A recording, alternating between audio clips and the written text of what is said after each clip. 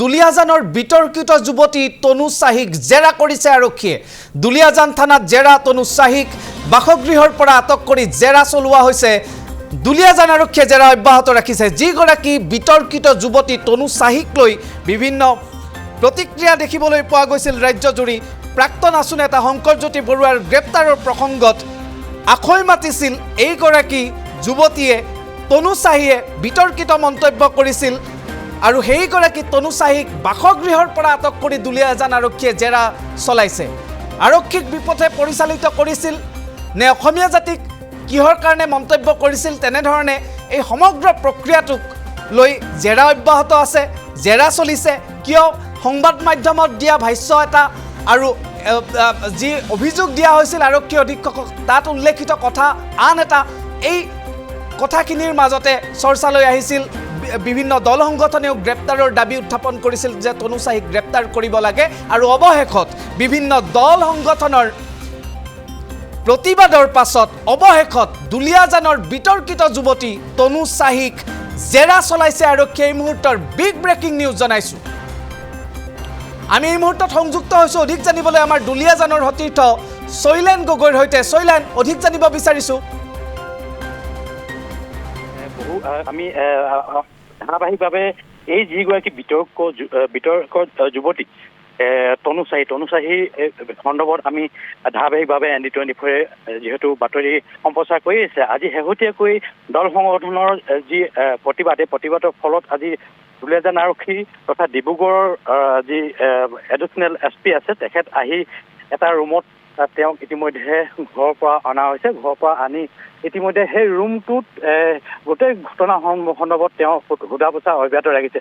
কিদৰে কেনেদৰে ঘটিছিল শংকৰজ্যোতিৰ যিহেতু ইতিমধ্যে বাতৰিত ওলাইছে যে তিনিটাকৈ ভিডিঅ' সম্প্ৰচাৰণ হৈছে যিগৰাকী বিতৰ্কিত যুৱতী তনু চাহি।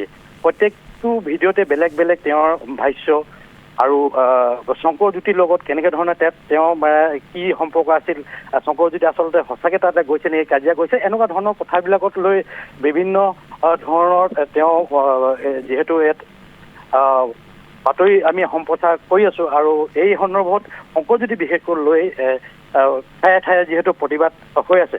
আৰু শেহতীয়াকৈ আমি দেখিছোঁ খুব ডিব্ৰুগড় আৰক্ষীয়ে ক্ষিপ্ৰতা দেখালে আৰু দেখুৱাৰ পাছত তেওঁক এই তনু চাহি যিগৰাকী যুৱতী তেওঁক ইতিমধ্যে দুলিয়াজান থানালৈ লৈ অহা হৈছে। আৰু লৈ অহাৰ পাছত দুলিয়াজান যিটো আৰক্ষী থানাৰ ওপৰ মহলত তেওঁক এটা নিৰ্দিষ্ট এটা ৰুমত তেওঁক সোধা পোছা অব্যাহত ৰাখিছোঁ।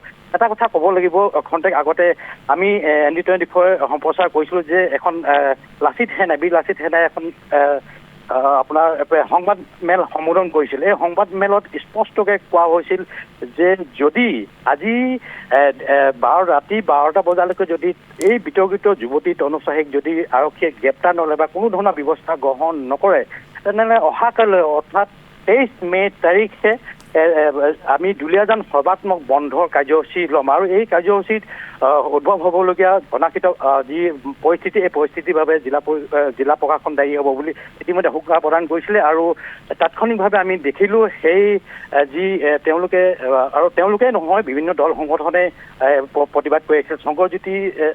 শংকৰজ্যোতি যি প্ৰাক্তন ছাত্ৰ নেতা যিহেতু তেওঁ ইতিমধ্যে জেলত আছে, কিদৰে কেনেদৰে যাবলগীয়া হ'ল, এইবিলাক সম্পূৰ্ণ আমাৰ চেনেলৰ দ্বাৰা আমি সম্প্ৰচাৰ কৰি আছোঁ। শেহতীয়াকৈ আমি এটা কথা পুনৰ জনাইছোঁ যে এটা ডাঙৰ খবৰ, যিগৰাকী বিতৰ্কিত যিহেতু যুৱতী, সেই যুৱতীগৰাকীক আৰক্ষীয়ে ইতিমধ্যে ঘৰৰ পৰা তেওঁ উঠাই আনি এই যিটো দুলিয়াজান থানাৰ উপমহলত তেওঁক সোধা পোছা অব্যাহত ৰাখিছে। পৰৱৰ্তী সময়ত আমি পুনৰ ইয়াৰ বিষয়ে সবিস্তাৰে জনাবলৈ সক্ষম হ'ম। শৈলেন, এই যুৱতীগৰাকীৰ বিৰুদ্ধে ৰাজ্যৰ বিভিন্ন থানাত এজাহাৰ দাখিল হৈছিল। আজিৰ দিনটোতো যদি আমি চাওঁ, AJYCPয়ে টিংখাঙত এজাহাৰ দাখিল কৰিছিল এইগৰাকী যুৱতীৰ বিৰুদ্ধে। লাচিত সেনাৰ সংবাদমেলৰ কথা আপুনি উল্লেখ কৰিলে, আমিও দেখুৱাইছোঁ যে লাচিত সেনাইও দাবী জনাইছে যে শীঘ্ৰেই তনু চাহিক গ্ৰেপ্তাৰ কৰিব লাগে আৰু শংকৰজ্যোতি বৰুৱাক মুকলি কৰি দিব লাগে। এতিয়া আৰক্ষীয়ে জেৰা যে চলাইছে, বাসগৃহৰ পৰা যে লৈ গ'ল এই যুৱতীগৰাকীক, এজাহাৰৰ ভিত্তিত, দল সংগঠনৰ প্ৰতিবাদৰ ভিত্তিত নে কিহৰ ভিত্তিত, নে আৰক্ষীক বিপথে পৰিচালিত কৰাৰ বাবে তেওঁক জেৰা চলোৱা হৈছে? চাওক ইতিমধ্যে আমি কৈছোৱে বিভিন্ন ঠাইত যিহেতু এই বিতৰ্কিত যুৱতীৰ বিৰুদ্ধে যিহেতু এফআইআৰ দিয়া হৈছে, প্ৰতিখন থানাতে এফআইআৰ দিয়া হৈছে। দল সংগঠনে বিভিন্ন সময়ত আপোনাৰ দেখিব পোৱা গৈছে তীব্ৰ প্ৰতিবাদ সাব্যস্ত কৰিছে। গতিকেলৈ ইয়াৰে আমি ভাবোঁ প্ৰেছাৰত যিহেতু প্ৰশাসনে এটা ক্ষিপ্ৰতাৰে তেওঁ ইয়াত আটক কৰি আচলতে সোধা পোছা অব্যাহত ৰাখিছে বুলি আমি গম পাইছোঁ।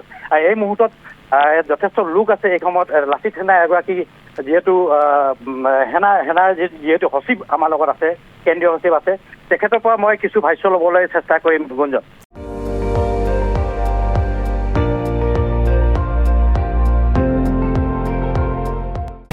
আপুনি চাই আছে ND24, সৰ্বশ্ৰেষ্ঠ নহয় সৰ্বোত্তমৰ দৌৰা।